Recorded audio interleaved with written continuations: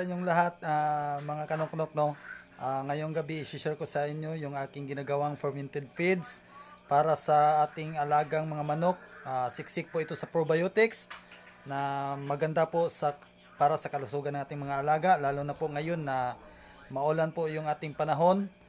More active po yung mga bad bacteria na pwedeng maging sanhi ng sakit ng ating mga alaga. So, ngayon, hindi ko na patatagalin, i-share ko sa inyo kung paano ko ito ginagawa. So, stay tuned hanggang sa dulo ng aking mga video, mga kanok.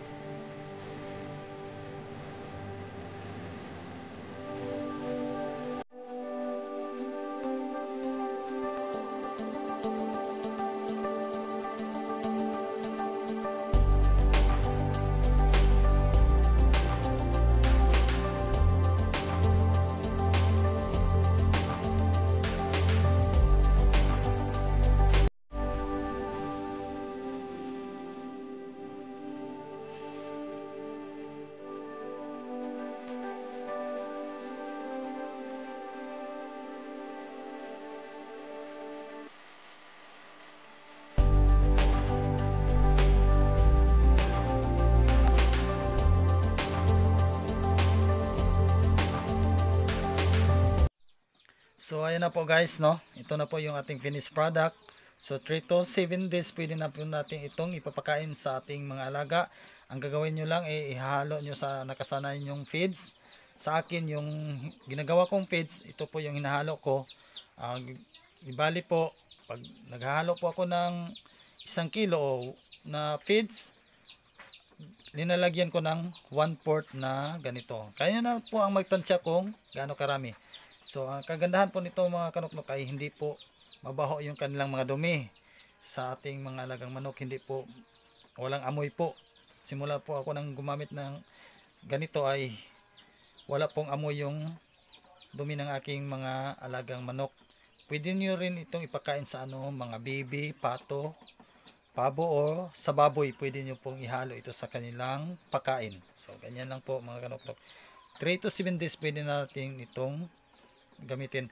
Kung gagawa kayo ng ng kaunti is i-divide nyo lang yung mga ingredients o hahatiin nyo lang yung ingredients kung kaunti lang po yung ito na po yung ating result ng ating ginawang fermented feeds. At tingnan nyo, mabasa-basa po siya. At saka brown kasi yung nabili kong rice brand o ipa ng palay ay yung galing sa red rice, kaya ganito ang kulay. So ito po yung hinahalo ko sa aking aking pinapakain na feeds. Yung ginagawa ko rin, marami po itong probiotics at saka good beneficial bacteria po. Napakaganda po ito sa kalusugan natin manok. Yan, ito na po yun. Yan. Yung mga gulay ay nag-blend na dito sa parang medyo nabubul na siya, nagpe-ferment na po.